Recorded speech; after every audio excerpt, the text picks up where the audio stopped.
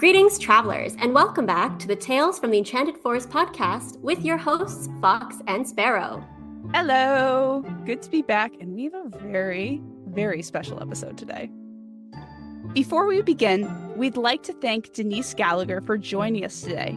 Denise wears many hats: illustrator, children's author, musical theater producer, folklorist, and now the author and illustrator of the folklore collection, How to Calm a Rainbow, releasing September 22nd and available now for pre-orders. You can do that on the Barnes & Noble website, bookshop.org, and through Penguin Random House or Moon and Bird directly. We're so very excited to have you here in the Enchanted Forest, Denise. Thanks. I'm really glad to be here. And is there anything else you'd like the listeners to know about you before we dive in and start interrogating you? Oh, no, I just wanted to thank you for having me here today. I'm excited to share my new book, How to Calm a Rainbow. It's my most extensive literary project I've ever undertaken, and I'm super proud of it. And I'm really, really excited to share everything I learned while working on it. I love a book that just has a question to start it off. It really draws me in. I'm like, I do need to know. I do need to know how we calm a rainbow now. I didn't know I need to know, but now I know. I need to know. Now, you've worked across illustration, writing, and musical theater. Where do your ideas usually come from when you begin tackling a new project? I think that artists, musicians, and writers have sort of their own filter that they look at the world and where they see the world. And so, things that other people might not notice, I always keep my eyes out for little bits of magic or little interesting things that I may see from anywhere. It could be a sad song or a lost button or an interesting insect. These things that, I through my lens, through me looking through the world, looking at the world, I might start to wonder what is the story behind that. And even this week, I read a news story about a king who demanded, it was the French king, and he demanded strawberries in the middle of winter. And this actually happened. Those kind of things jump out at me because that's how I view the world. But I think inspiration is everywhere. So that's how, when I walk through, I just collect those little bits of stories. And the fun part is when I start putting them together and using them to tell a story. Amazing. Well, growing up in the States, and especially in New Orleans, Louisiana, was there any folk tales or legends from your childhood that have been like unique source of inspiration on your journey as like a children's book author? Oh, yes. Louisiana is probably has the richest culture of all of the United States. It's a very old community and influenced by French and Spanish, Haitian, and Canada with Cajuns and Creoles. And, so there are tales that are full of magic, like voodoo queens and fou which are little swamp fires that lead you through the swamp, and the loup-garou, which is like a Cajun werewolf. So these are the stories that surrounded me as I was growing up as a child.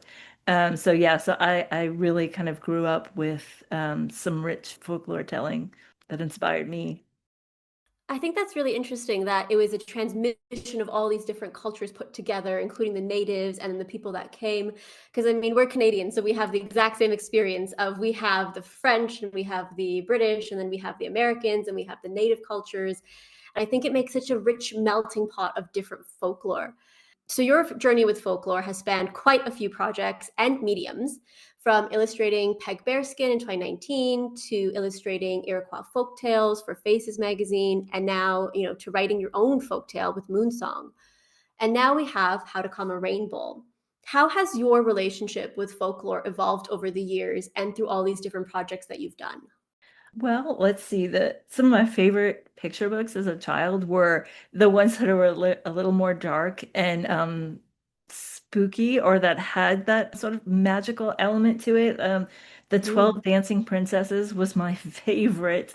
But I also there's a wonderfully illustrated version of The Sorcerer's Apprentice by Tomi Unger that had illustrations that led you through the book, and through the corners there were salamanders and frogs in jars and eyeballs floating. So these were like the things that I loved as a child. And then as I grew, I gravitated to stories that had magic and things like that. And I still love to read middle grade fiction because those are the stories that I love. And so I started writing what I love to read and started working on things because that, those are the things that I gravitated towards were things that had sort of a twisting story where everything kind of ties up at the end, or there's some Mhm. magic, or there's some deep meaning through. So I started working with a local folklorist, illustrating his tales. Barry Onsley is a Cajun folklorist, and so I did some illustration with him. And because of that, I then did a Canadian folktale, which was Peg Bearskin, and I did the illustration for that. And then I started getting more jobs doing illustration for folktales. And it just kind of, I guess because I put that out there into the world that, this is what I love to do and it's what I'm good at. So it came back to me. And then, How to Calm a Rainbow was the latest and most extensive project. And wow, I mean, it's brought things to me that I never thought possible, and I've I've started to really love folklore even more. Oh my gosh. I mean, I love hearing that you grew up around, like, surrounded by this culture and it was something that you love to read. And now you're part of some other child's magical experience, which is fantastic because you're also part of like that folklore that now they're enjoying and then inspiring them to then maybe write their own. And I think that's really how folklore is transmitted. It's from person to person. And that's really interesting. I think that you started off and then as you kept going, people were like, yes, we want this illustrator. And now you're writing your own. And it's just, I think it's a phenomenal story. And it's really inspiring actually. When you go from doing Mhm. something, when you go as a child, I think being inspired by other people and then putting that into the world and then you now do it as well. I think that's always something to applaud. Especially since the way you speak about it, it's so entrancing. It seems like this is definitely your passion. And I love people who are passionate about what they do.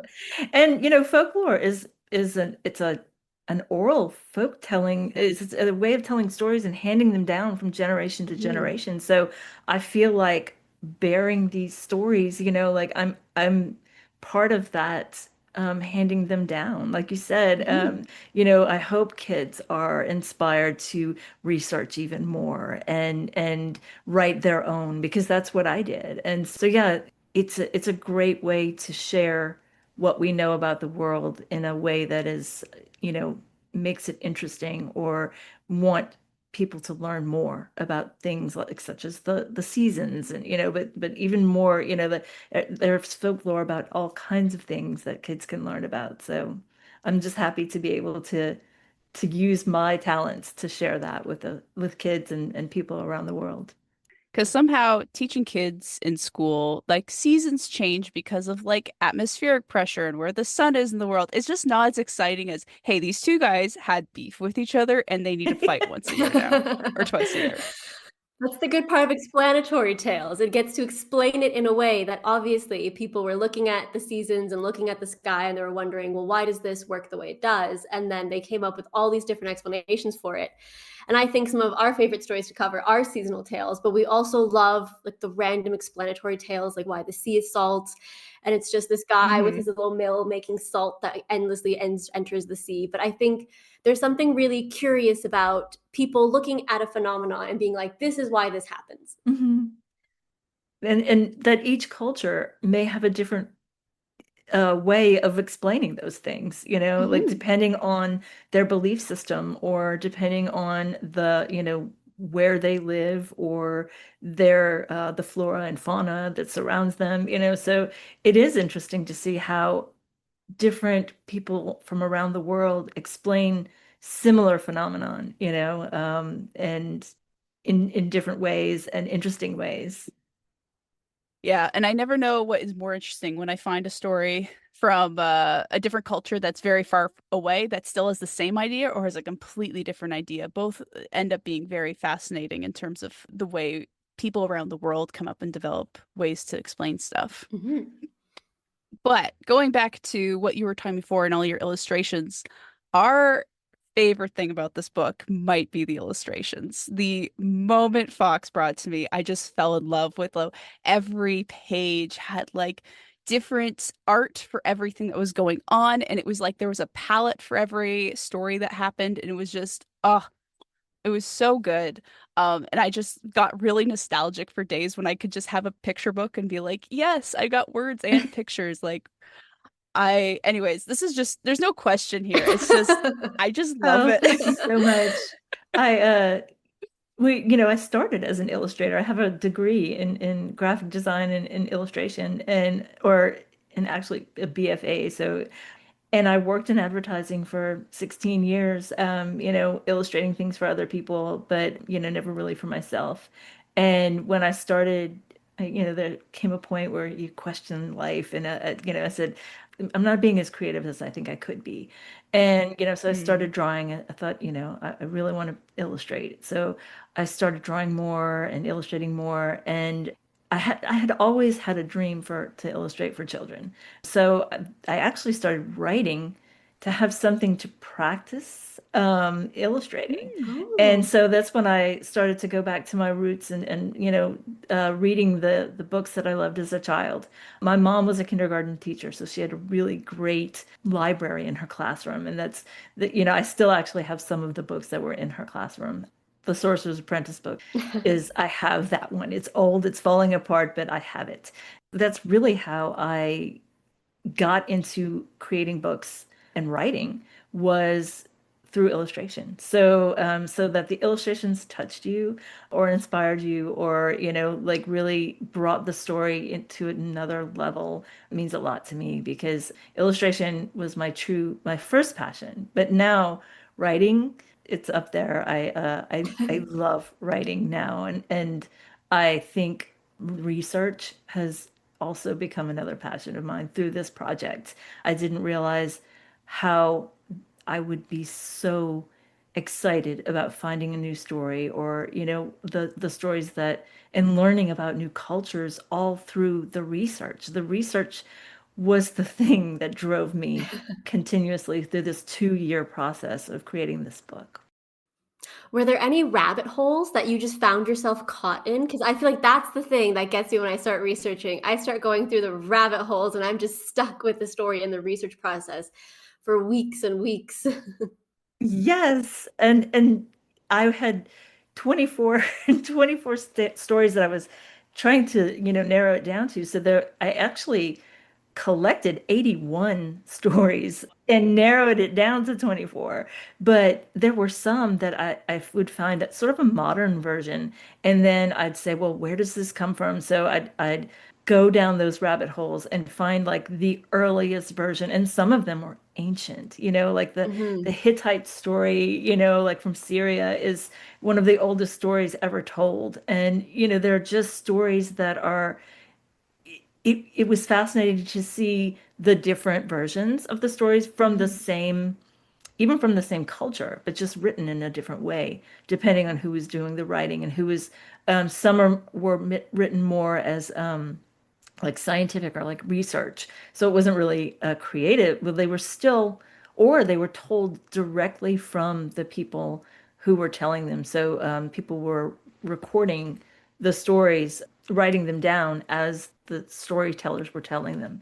So I really tried to find the most original. So yeah, I went down several rabbit holes. Wow. So like as you mentioned, there's 24 stories in the book, but you found 81. 81. Was there any particular story that stood out to you loved but ultimately left out of the book? Yes, actually, there's one that it really doesn't have to do with the seasons as much, but I just loved it. It was a story about there was a man who he was very bad at hunting, but he was really good at fishing, and so he ended up like he was taking all the fish, and the gods were like, we're afraid that he's gonna, take all the fish, so we need to make a companion for him, and so they created a dog but they formed the dog out of fish, and where they held the dog while they were creating it was his nose, and so the nose remains cold because it's a Oh. cold piece of fish And so now men, when they go hunting, they take their dogs, and all dogs have cold noses because they were made of fish originally in Oh this my story. God. That So is yeah, it incredible. was one of my favorite stories, and I want to use it somehow. But it was a tale from the West Indies, is where it came from originally, and it just to me, it's just so funny because, well, I mean, I love dogs, I love animals, and so now when I look at my dog, we're like, your nose is a little piece of fish. But it just was fascinating to me that, this is it was one of those why tales, where Hmm. Mhm. why a dog's nose is cold, and it's because he was created to be a companion for hunters, and he was made out of fish. I love Well, that. this answers my next question, and it's also a question that you've just answered for me because I was going to ask if there were any tales that surprised you or made you think of nature or the seasons in a different light. And I feel like now I can never look at a dog's nose the same way again. Right? But were there any other tales that did surprise you or that made you kind of see the world around you in maybe a different perspective? Or if you did you think, wow, I've never thought of that way, but it makes sense? Well, absolutely, because being from North America, I see the seasons as spring, summer, winter, fall, or autumn. But as I was doing research, it became clear that there are many, many cultures where there are not four seasons.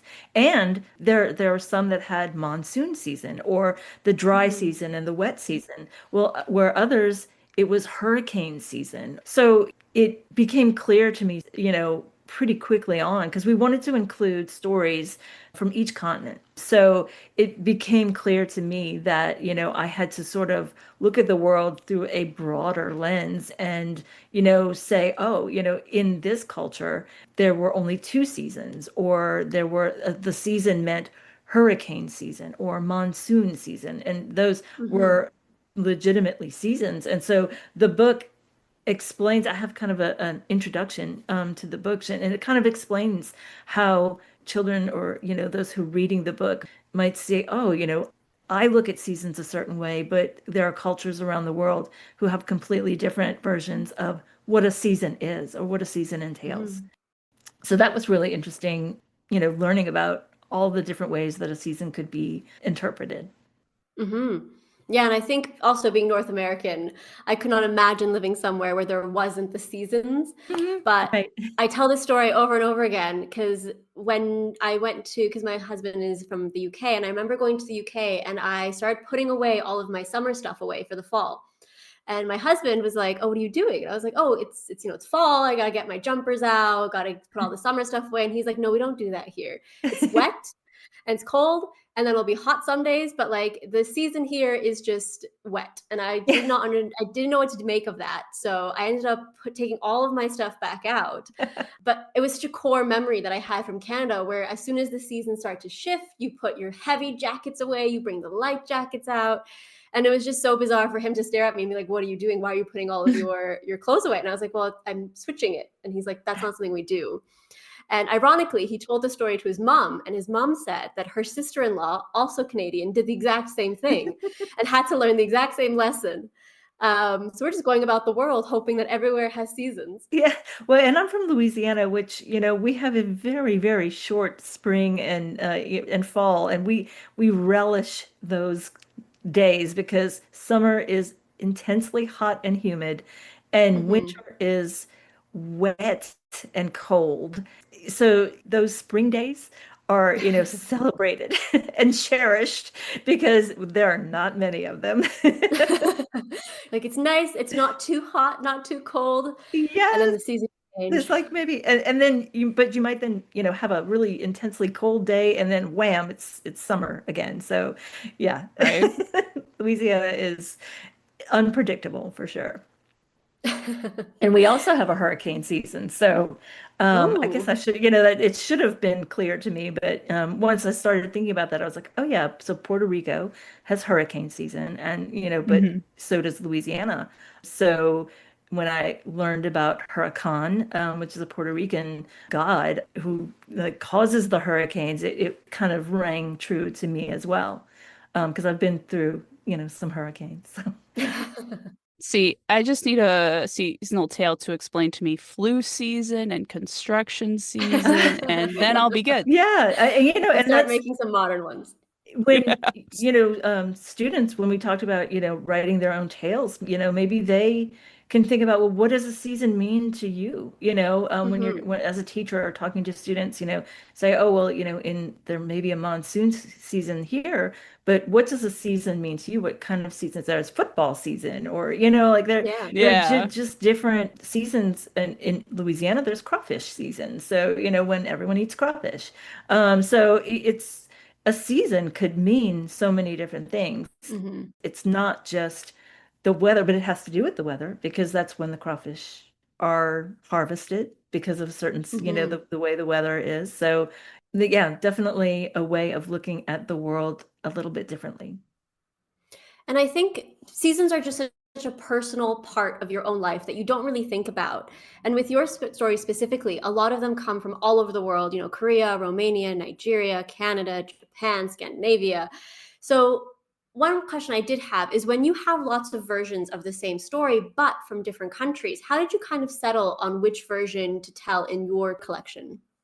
Well, when we were collecting the stories, I worked closely with my editor because we wanted to have a good mix of stories. We wanted to have some that, dealt with animals, some with princes and princesses, others with gods and goddesses, but we didn't want to have too many of the same. We wanted to have a good sort of range. And also, if, some contained animals, we didn't want to have too many, like there were a couple of turtle stories, so I had to pick one turtle story that was my favorite. So there was specifically the little bird and the kind-hearted fir tree. Mhm. That story, the one that I have in the book, is from Romania, but there was also a version of that story from the native culture in North America.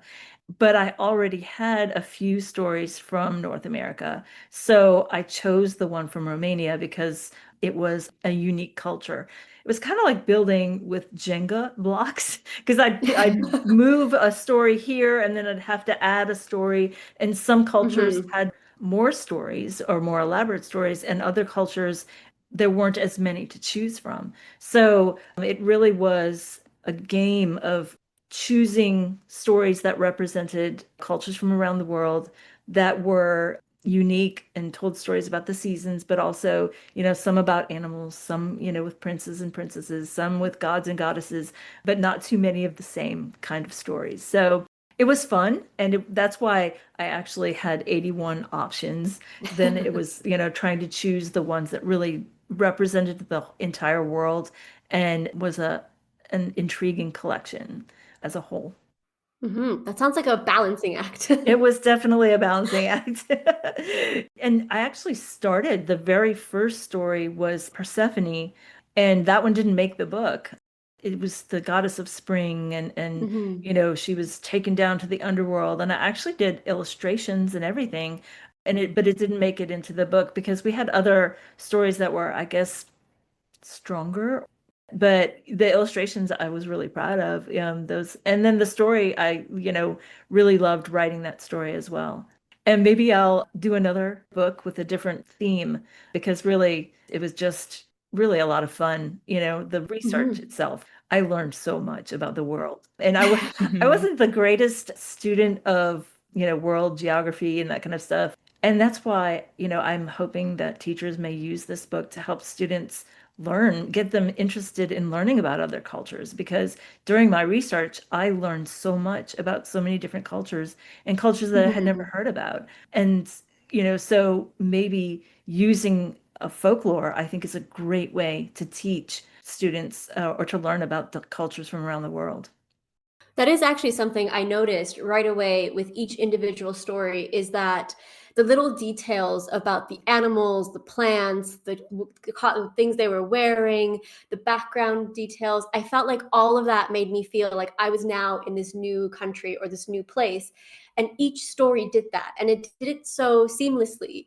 So it Mhm. felt like 1 second I was in Japan and then I was somewhere else because of all the tiny little things that make up a scene or make up a world. How did that feel for you as the researcher to try and incorporate the traditional dress, the native animals, the plants, all of those into each illustration, and then also to keep in mind to weave them into the story? Those were other rabbit holes that I went down because I mean I have notes and notes and sketchbooks full of like patterns in Korea Mhm. or animals in Peru, and not everything made it into the story, but I wanted to immerse myself and get the details right. You know, these are tales that are meaningful to each culture that I wrote them for. And so I wanted to make sure that I got the details correct. And so I made sure to do my research and really study the culture. And I found that I learned so much about the Yagan people in Tierra del Fuego, like fascinating. The people who lived there, it's like the most harsh environment on the earth. It's the very southernmost tip of South America, and harsh, wet, cold, and yet the people wore very little clothes. They smeared their bodies with fish oil to swim in the sea to catch their food. And this was a culture that I had never heard about and a place I'd never heard about. So just learning about the structures that they lived in, learning about the Mhm. food that they cooked, the animals that existed around them, and what they caught to eat. It just, to me, I couldn't get enough. Like I wanted to learn. And that's what doing this research ended up being, a gift to me so that I could learn about the world and the people in it. And so I'm so glad that you noticed those details because I really wanted to intrigue people who are reading, even if you just read one story and say, well, I want to learn more about that culture. Mhm. Or, I'm really fascinated about this story of the cherry blossom tree, like, so I want to go and look and read more about that culture. So, yeah, that means a lot to me that, the details made it feel more real to you, or Mhm. made you want to just, like be immersed in that culture for that story. Mhm. And I always think it's an incredible feat when you can make it feel so distinct and unique, but also that the whole book has this cohesion of all of it kind of bringing together. It's a very fine balancing act, I have to imagine. I say this as a non-artist. I can draw stick figures, and that's where I start and end. But I found it incredible to see all those differences, but then it all come together throughout the book. But as I mentioned before, one thing I noticed is that every story had its own distinct color palette and almost its own color story, if you will. Why the leaves change color leans into greens and turquoise, while How to Calm a Rainbow glows with warm oranges and reds. And the Sky Bridge of Birds is full of pinks and purples. How did you decide on the visual mood and color palette for each of these tales? Well, I started with sort of a color palette for the entire book. And, I didn't want to overload. As an artist, I sort of use limited palettes anyway. But during the research, that was also a research thing too, like researching the rainbow story comes from Africa, and the photos that I would see, or the things that it was warm, the oranges, the reds, really kind of lent themselves to the warm climate, and the whole story about how it became hot and there was no water, there was no rain. And then the cooler, like tropical climates were, more green and lush, but still using the same greens throughout, or the same blues throughout, the same oranges. So the book is cohesive, and yet each story, like you said, may give you the feel of being in that climate. And because it is about the seasons, and it is about Mhm. cold or warm or wet or dry. And so color really has the effect of bringing that story, making you feel like, that story is about the heat, or that story is about the lush jungle. But I also like to add like little pops of color, like a hot pink tarantula, or a Mhm. purple weasel, or a blue dog, so, unexpected hits of color. That's how I am as an illustrator. Like I just like to add those little unexpected touches, which I think gives a little bit of whimsy and, and makes you Mhm. kind of like happy Hmm. throughout. So yeah, so the color, it was another part of the research and a part of like really understanding the culture or the area, the land, the flora and the fauna for each story. But thanks for noticing. Mhm. Loved it. It's so beautiful to look at. Even after reading the stories, I'll probably come back just to look at some of those pictures again and just kind of enjoy the story through just that visual medium as well. Thank you so much. But that's the great thing about stories, right? It comes across great in so many different ways, whether through pictures or words on a page or on stage.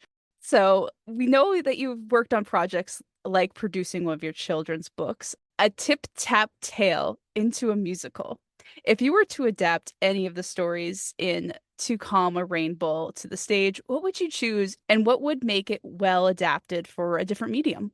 There were three that I think, the Candle Dragon, How to Calm a Rainbow would be a really amazing stage musical. But the one that I think would be the most fun was Why the Sky is Far Away, the story from Nigeria, because it is about a little girl who collects the sky. The sky is their food. Her grandmother teaches her how to make baskets, but then there's this greedy man, the richest man in town who wants to be chief, and he puts on a grand party with dancers and singers and musicians. I could see a whole, scene of the party and have, Mhm. different characters dancing and singing, and yet the main character and her grandmother are just aghast because he's wasting the sky. And the sky goddess gets angry and then takes the sky away. And then from that point on, people have to grow their own food or, like farm their own food and that kind of thing because of this one greedy man. And the sky goddess, her only rule was don't waste the sky, like just eat what you need, take what you need each day. I think it would be fun to see it as, how we could make the sky look like it was close and how, you were plucking Mm. bits of sky and filling up baskets and Mm. yet, this greedy man, so it just has the most potential for a really fun musical, and to write stories or a play, but having the music, having Hmm. the dancers and the musicians and the people dancing and eating sky until they were too full that they could barely move, and then the baskets were humped over and there was sky just littered everywhere. And yeah, I think that would be a Yeah. fun musical. I can see the stagehands in the back with the pulleys pulling the sky up as the story goes. Yeah. I love that idea. Musicals, I feel like one of the best things they do is the villain song, and I can see this greedy man having just a wonderfully Oh. cartoonish, evil, Exactly. but like I fun must be song. the chief. And yeah, yeah, it's, like, Exactly. and he like asks the main character to make him 100 baskets, and she's like, I can't do it, like, and but he gets other Oh, people to make him baskets eventually. So yeah, there are whole layers there that yeah, we could really make some fun songs for. Oh my god, yeah, and I'm seeing, like, all the stage effects. I see the people running in the back and the greedy Yeah, man yelling about his basket and throwing pieces of sky in the air. Oh, yes. yeah. It feels like a Yeah, fun time, whether it's like professional or like little absolutely, kids right. version. yes. And actually, that was my editor's favorite. That was her favorite tale of the whole book. So, um, Well, I think that's what's so great about switching mediums is that you can visualize the exact same story, but through a completely different lens of like music and oh, this is what his voice will sound like when he sings about eating all of the sky, and then the goddess can Hmm. her voice can boom through, and then I yes, think you and thinking about stage effects and all of and that, I think it's so costumes, interesting. and yes, Yes, and the Yeah. yes, dances. Oh, I think that yes, sounds dances like amazing. choreographing, and yeah, all of those fun things. Writing a musical was completely out of my element. I had a friend who I love musicals, and it was a friend of mine who suggested that because I said, oh, wouldn't A Tip Tap Tale be great as a musical? And I actually applied for a grant to help me turn the book into a musical. And so I was able to work with a professional children's theater and a costume maker and set designers. And it pushed me out of my comfort zone. And that was the purpose of this grant, was to, give to artists who were doing something that was completely out of their, usual lane. Hmm. And it ended up being, I had 13 children who I worked with, and they were just amazing, like singing. I wrote the songs. I wrote 5 original songs to go with my book.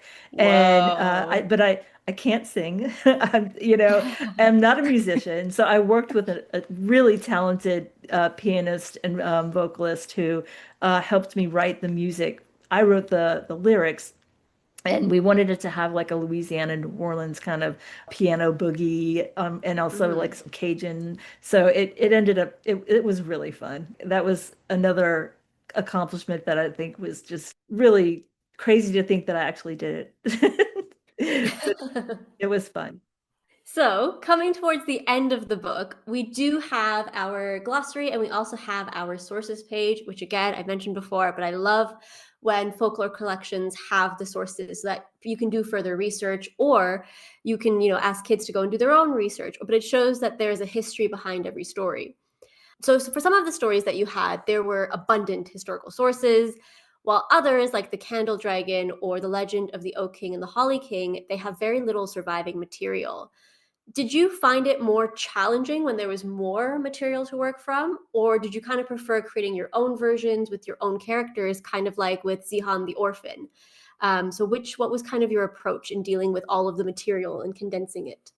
That's a great question because you're right. There were some tales that there was an abundance, and I had to kind of, like it was a little easier to put the tales together. And yet there were some like the Candle Dragon where it was maybe 3 lines in an ancient text about this Mhm. dragon. When he breathes out, it's summer. When he breathes in, it's winter. And he holds a candle to lead people into the afterlife. And that was it. So but when I first started writing the stories, I came up with a way of telling the stories where I had a main character who had a personality, who there would be dialogue to make the stories a little more accessible and interesting for people or for children to read. And so having that structure helped me to then take the tales that had very little information and then use my research about the flora and fauna and how that the people in those stories, how they live their lives. So I actually ended up enjoying writing those stories a lot. Mm. Because like the Candle Dragon ended up being one of my favorite stories in the book. And it was because I had to sort of dig a little bit into my creative writing and create this main character who is sort of a story within a story, and tell the story of how he lived in that culture, and then how he met the Candle Dragon, and then how he approached the Candle Dragon's breathing in and breathing out and creating the seasons.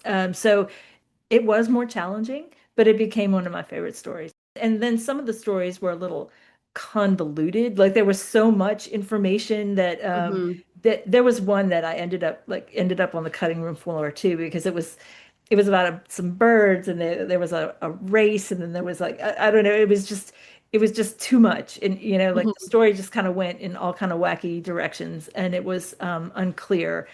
But the Hittite story from Syria about Telepinu and the little bee. But that's one of the oldest stories ever also. And it was fun to kind of imagine what Telepinu, who's the main character, what his personality would be like, and Mhm. how he would react, what his dialogue would be.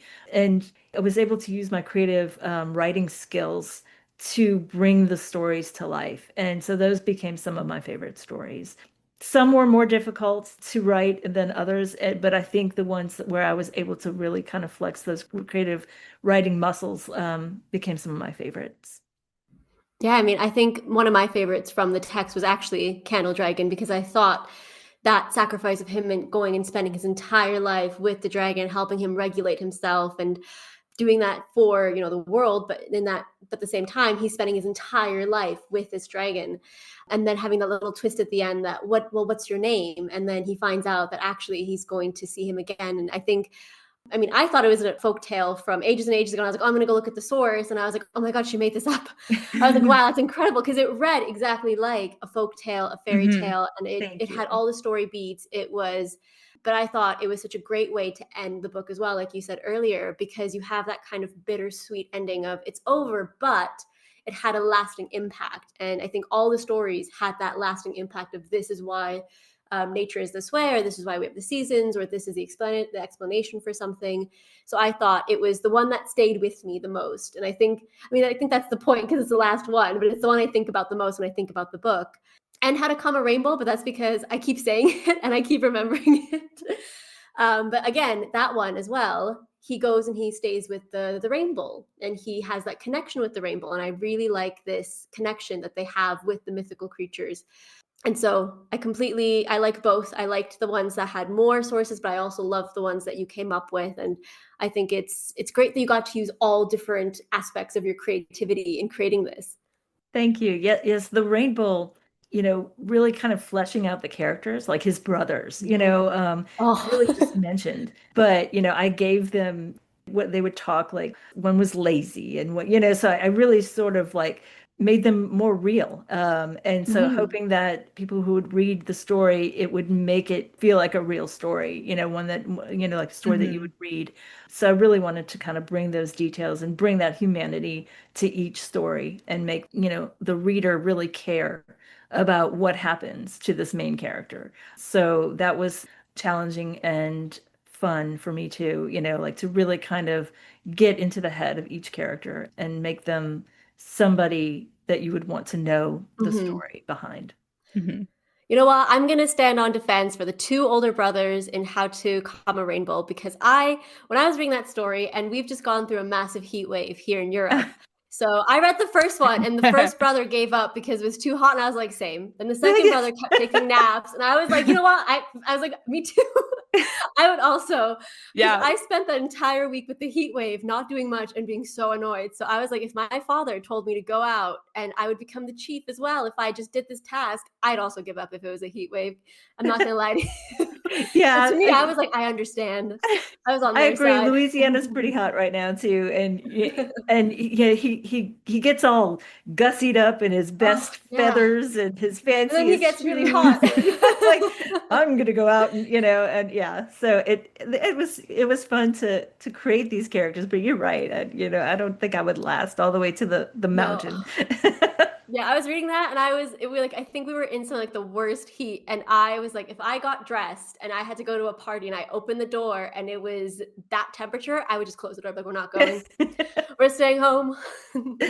One of my favorite things, especially seeing folklore retellings, is when little things are added or new tissue to stories is given to connect ideas and stuff, because I think that is like the heart of folklore is that they are told and repeated, and because of how human memory works, you're just going to remember some things or you're going to remember others. And I think that's what makes one of the things that makes folklore so magical is it's usually static, but it's also evolving in that ways of you remember like the lazy brother, but maybe like the first time it was told, something else stood out to people and like they've got to remember that detail, right?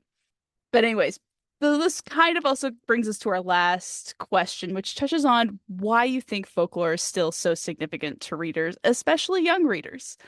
In your opinion, what about these tales resonates with us so deeply that we retell them over and over again?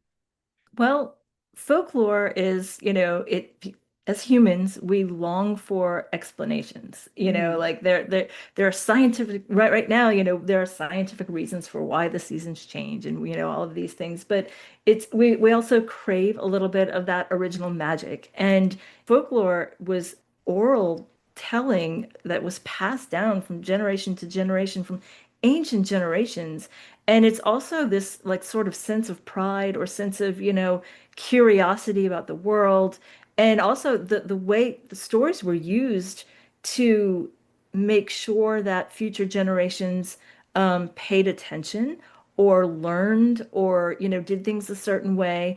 So the passing down of these folk tales is really also giving future generations a clue or a hint at, what it used to be like, so they don't forget, where they come from, or, or Mhm. where, how the culture used to deal with things. And also, like I said before, it's a great way for people to learn about the world and the different cultures that existed before we exist now. And it's to me, it was especially interesting to, like I said, learn. It was a great way to learn about different cultures that were different from my own. It's comforting to see, yeah, we crave a little bit of that original magic. And, like it's comforting to see that, maybe a fir tree, and why we celebrate the fir tree is because it was originally, saved the birds, that were unable to fly away for the winter. Or, there's, if you see a dolphin, and wonder why do dolphins leap out of the ocean together or stay together in family units, so these are all things that, and it's just kind of a nice way, or a comforting way to look at the world and see that maybe, some of this magic still exists. And, if we look, we might see what's magical about the world, and still see the world as a magical place, even when things are a little tough or something like that. Like we can still see how our ancestors, or how the people before us really noticed the magic about the world, and really cherished it. So we can still do that. We can still look and cherish the magic around us. Here, Oh, I here. love that. I love that little bit about being able to see the magic around you, because I feel like as you grow older, things start to become routine and kind Yes, of, you're like, you stop noticing things, I think, because in the beginning you did say you notice a lot of stuff about the world around you. And I feel like as you get older, you stop noticing you do. Mhm. Yeah, and you magic. and that's going back to, the lens where you see the world. Like, slow down a little bit, and notice the little details. And even if it just makes you stop and say, what is the story behind this interesting bug, or, Mhm. this lost button, or, like, or this sad song. Just stop and let your imagination kind of make up its own stories, like, or use your Mhm. own magic to look at the world. And I think that's a great way to look at the world and see the magic, and see the Mhm. wonder that, or, use your own sense of wonder, Mhm. to look at the world.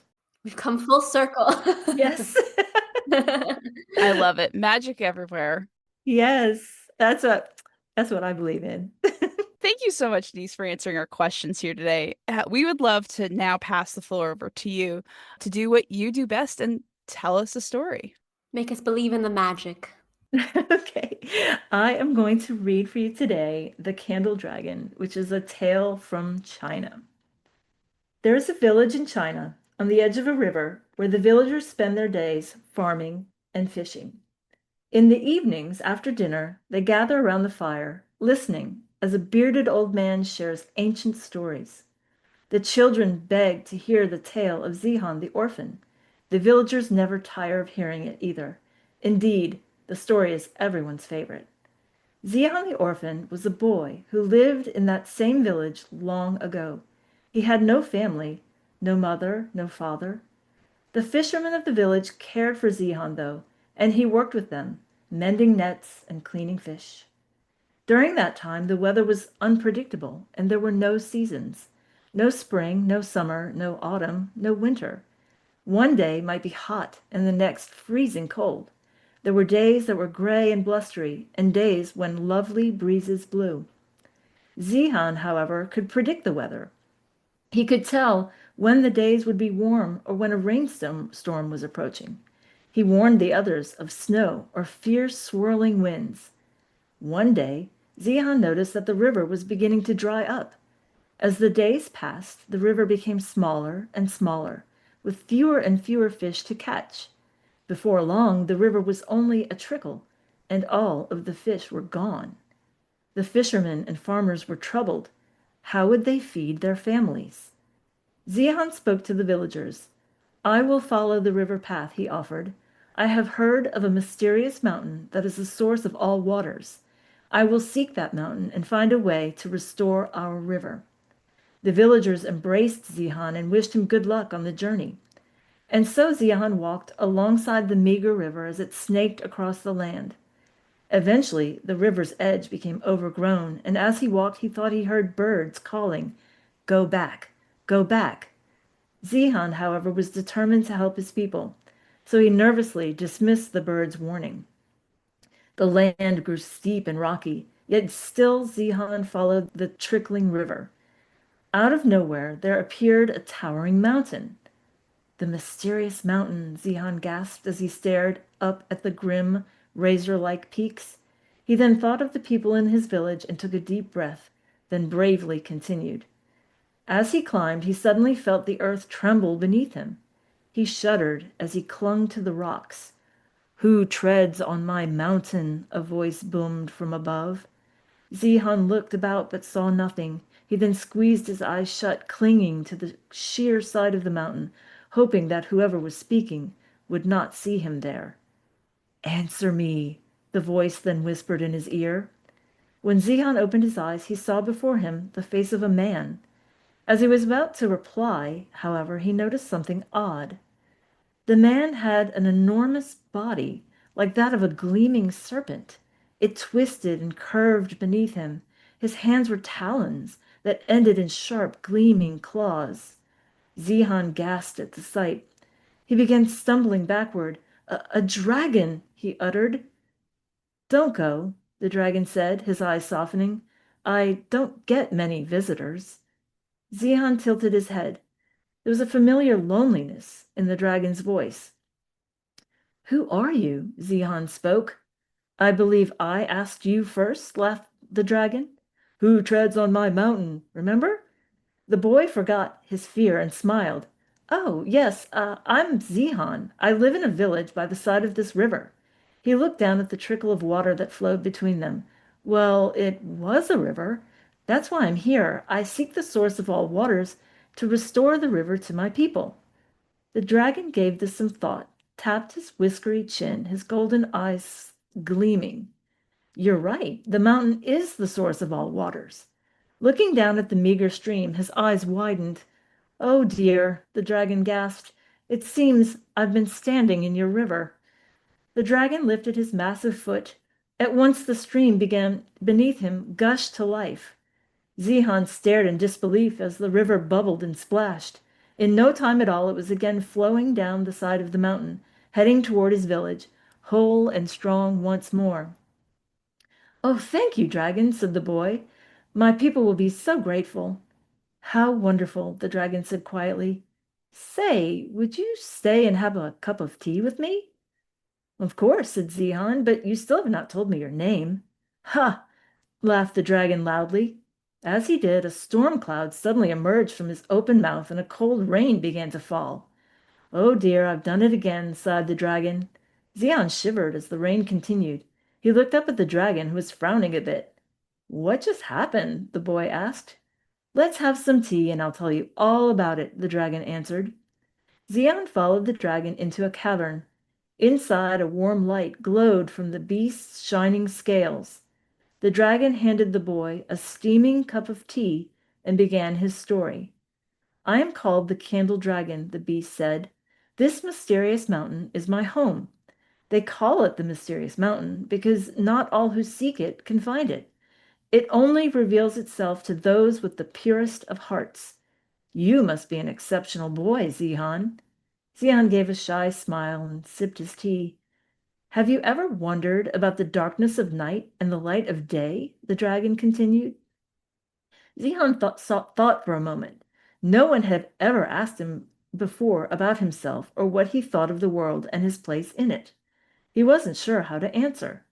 Watch, the dragon said. The beast then closed his eyes, and the earth was suddenly blanketed in night. He opened them again, and daylight flooded the world. You are the source of night and day? Zihan asked, astonished. Yes, I am, the dragon proudly replied. When I close my eyes and sleep, the world becomes dark and sleeps along with me. In the morning, when I open them, the world wakes as well. How wonderful, dragon, Zihan smiled. What great power you have. But why do you seem so sad? Asked the dragon. Well, yes, Zihan replied. I am also the source of other things too, the dragon said. Did you feel the cold rain that fell when I simply let out a laugh? Zihan nodded. I can't seem to control it, the dragon said. Other creatures are frightened of me, and so I am alone. The dragon then sighed deeply. As he did, dark snow clouds emerged outside of the cavern. Heavy flakes began swirling about the mountain, covering it in a blanket of white. It's been you all this time, Zihan whispered, as he recalled the sudden weather changes in his village. Yes, replied the dragon, when I breathe out, wind and rain appear. When I breathe in, hot winds blow and everything green dries up. What happens when you sneeze? Zihan joked, a little stunned. Ah, that would be thunder, the dragon smiled at the boy's question. You are kind, Zihan, the beast continued. I have been lonely here on this mountain. Even the birds seem to fear me. Thank you for listening. Dear dragon, Zihan responded, I'm lonely too. I have no family, no mother, no father. I work alongside the fishermen, and they're kind to me, but at the end of each day, I am alone. The dragon and the boy sat together in silence for a moment, sipping their tea. Dragon, what if I stay here with you? Maybe we can practice breathing in and breathing out. The dragon perked up. The farmers say that rain showers help the crops grow, Zihan continued, and warm weather is perfect for the fishermen. The dragon nodded. Even a little snow is welcome too, Zihan spoke, gazing out at the falling flakes. It is just right for resting and sharing a cup of tea with a friend. It would be helpful, however, if the people of the land knew when to expect such things. Oh, the dragon smiled. I would be so grateful if you helped me. And so Zihan stayed. He and the dragon worked together day after day. Some days were easy, while others were more trying. It's not always simple to control a sigh, or a laugh, or a sneeze. Working together, however, they came up with a system. They began with warm days they called spring, where a little rain fell here and there, and life grew green and plentiful and new. Then the dragon breathed in, and the hot winds blew, creating a time they called summer. Autumn came next, as the dragon breathed out slowly, creating cooler breezes that were perfect for gathering crops.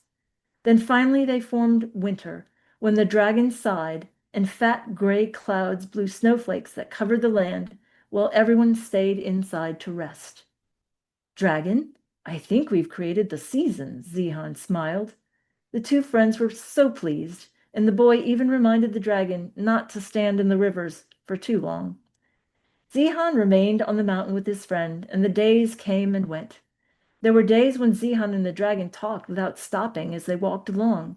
Then there were days when they sat together quietly and watched the birds tumble through the sky. The birds were no longer frightened of the dragon and visited often. Now dragons live forever, but humans, as you know, eventually grow old. One day, Zihan, who was now bent and gray, looked up at his friend as wrinkles formed around his eyes. Dragon, he asked, why is it that you are called Candle Dragon? Have I never told you? Asked the dragon. Zihan shook his head. It is my job to guard the shining gates of heaven, the dragon told him. They're really very beautiful.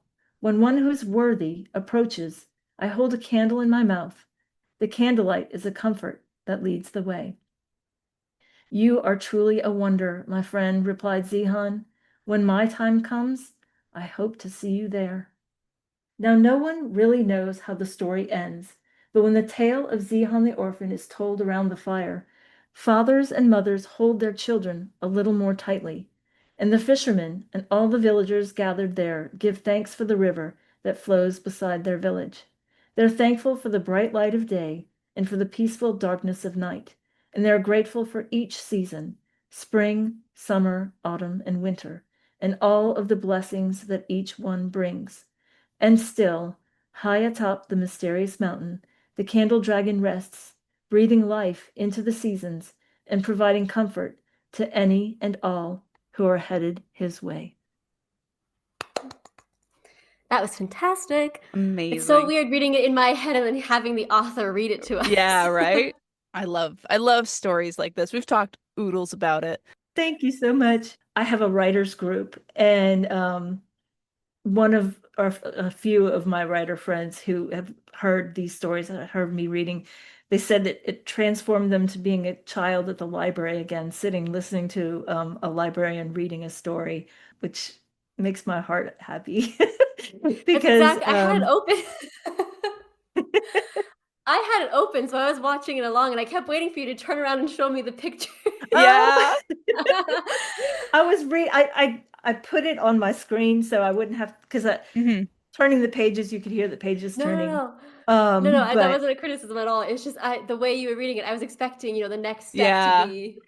I did feel like I was a child sitting on the carpet listening to the story being told to me. yeah, Hmm. thank you. Oh, and I love reading to children and talking to children about and that's another thing that I do is visits to schools and libraries and Mhm. things like that. And I read, but I also talk, about writing and making books and from students from little all the way up to college level and adults. Hmm. So yeah, I'm passionate about writing and books because it's like a child's first introduction to art, I think, and literature. Mhm. Hmm. So sharing that with them, and maybe one day they'll say, "Oh, I remember I saw an artist talk or read," and maybe inspire one kid, like to go Hmm. off on their own and do theirs too.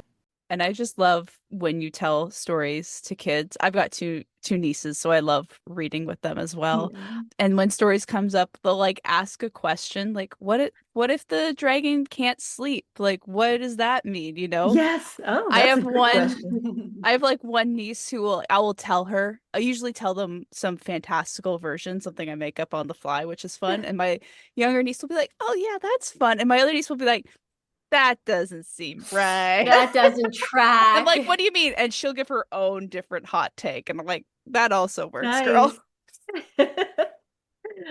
That's So I awesome. so I kind of all to say as I love these stories and I love hearing that you get to tell them to the kids because I'm sure you get other ideas from them and that kind of sparks their imagination, which Oh, is I beautiful. always leave inspired whenever I, Hmm. teach an art class or work with little children or even, older children, like and talking with other people, like everyone has, and I like to hear their versions of the story too, like even like I do art like that hangs in art galleries, and I love it when people come and say, oh, that makes me think of the story of the alligators in the trees, or like Mhm. so yeah, it's great. It's again, like everybody has sort of little bits of magic in them, like so it's fun to hear everybody's version of things, Hmm.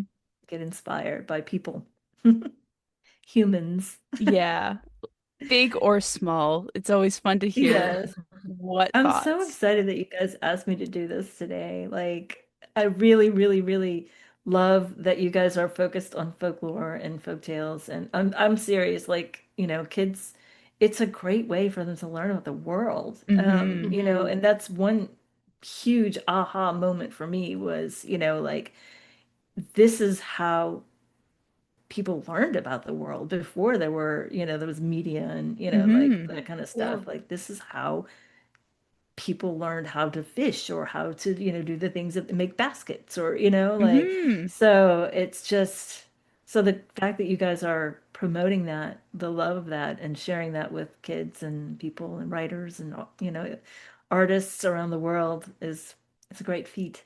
To be I just think proud. that I really think folklore is a universal language because whenever we research something, we always find similar stories all across the world. And it's like, well, how did everyone come to the same conclusion Yes. Hmm. that this girl's going to go to the ball and she's going to somehow, either Right. if it's fish bones or a slipper, whatever it is, somehow she's going to lose that magic, go back home, and the prince, the emperor, whoever is going to go find her. And I feel like when we find little threads of folklore all over the world, and I also think when you teach it to kids, I love how their little minds work, where they're like, actually, no. And you're like, okay, explain to me. And then they'll go on to give you another convoluted answer that to them makes perfect sense. Mhm. Yes. But then you're like, well, how is that better than what I just told? They go, no, no, no. This is how it actually went. And I love the critical thinking, the creativity. And I think Yes. specifically when I'm teaching younger kids, I think fairy tales are a really good way to get their brains working of this is a story, this is how a story works, this is how people act in real life, or this is how people act in storybooks. But then also Mhm. you have the whimsical thing of I can make anything happen in this story. Right. Yeah. So I love sharing that with kids and also with adults as well, because I think, again, it reminds them of that little bit of magic. And especially when I read a lot of like fantasy books, I read a lot of like adult books nowadays, but Mm. even YA books, I find bits of fairy tales in each of them because they're universal Yes. stories. Mhm. So it's really nice to be able to look at a piece of media that's out there now, a movie, TV show, and be like, oh, that's the story of Cinderella or Beauty and the Beast, or that's the story of Persephone, but retold in this way. Retold, yes. Oh, Mhm. yeah, I mean, some of my favorite books, like Kate DiCamillo, The Tale of Desperado, Yes. like those are my favorite things to read. And so I actually have a middle grade book that is on submission right now, and I never thought I'd be able to write a novel, but I wrote a novel. And Mhm. it is a like a folktale fairy tale feel, and I did research on dancing bears and the cruelty, that is was Mhm. used on dancing bears. The main character he plays the violin, but he has a magic teaspoon from his mother who he doesn't know. I mean, but it was just I started because my son played the violin and I was at camp and I was supposed to be taking notes, but I was doodling and I drew this bear and I drew this boy and I was like, what's the story there? And it was longer than a picture book. And I had just finished my last picture book and I was like, can I write a novel? And I was like, well, I've written two picture books, like maybe I can. Mhm. And I did, so it's Woo! like I know. So yeah, it's been a crazy journey and it's amazing to see, like now my book it will be around the world, like Mhm. this is the biggest, like most exciting. And like I said, I mean you guys heard me, like I learned so much like about the world through this project. It's kind of like a gift Mhm. also, So Yeah. yeah. And I think that's similar story for us. Like when we first started this, we both had a shared love of stories. And Yeah. we was just like, what if we just looked into this a bit more? And we thought it'd be super casual. And here we are 5 years later, we just keep finding it. We keep That's discovering amazing. it. Ah. I kept thinking we'd run out of stories, to be honest. I was like, oh, we'll probably like, run out by year 2 or 3, but Oh Yeah, man. Look, I found 81. exactly. And anytime we think we've hit the wall or we're like, okay, we're seeing the same tropes, Fox will come to me and be like, Sparrow, you will not believe what I have found. This is wild. We're gonna need That's 2 episodes for it. It's it's insane, like magic, right? You found right? something yeah. new. That's Like you said, great. there's magic everywhere. But I Yes. think there's something that sparks when you find a story and you're like, wow, okay, I want to keep reading this, or what, like it Hmm. makes you feel something, and then you want to then share it. Because there are Yes. lots of stories we read where we're like, okay, like that's the same as I've, but there's so many out there that you're like, oh my God. And then you get that click moment of, I'm going to share this one to other people, and hopefully other people will read it and love it. And Hmm. even I think the stories that we think we're like, oh, this is a little bit off the mark, but we love it. So we're going to tell it. I Yeah. think like the Rainbow Serpent, one of our Australian stories, we shared that one because I was like, I love this story. I don't care if no one else likes it. Like a Dreamtime story from the Native Oh, peoples. And I right. was like, I'm going to tell the Yeah. story. And that's still one of our most popular stories to this day. Wow. Yeah. And it's crazy to see what people will resonate with and what Mm. people, there are some that people are like, oh, we don't like that story. Like, okay, great. That one didn't do as well. But there Yeah. are just the randomest stories will be so popular. And it's always the ones that come out of left field that you're like, I'm Hmm. Yeah. going to tell this and I don't care if anyone likes it. And then Yeah. everyone seems to like it. You're like, all right, I'm the same as everyone else. Incredible. Well, Denise, we cannot thank you enough for coming on. This has been a genuine blast. I've had so much fun talking with you about folklore and stories that you have. Thank you so much for putting together such a fantastic collection.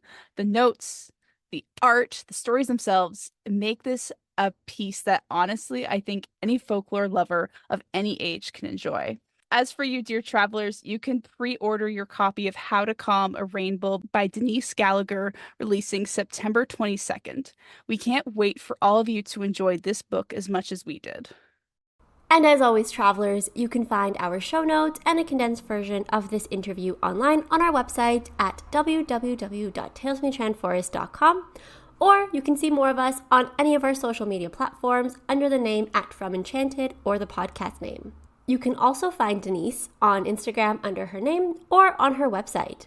Thank you once again to Denise for the interview and to the publisher and NetGalley for giving us an advance reader copy of the book. This has been an absolute treat. And remember, there's always a place for you in the Enchanted Forest.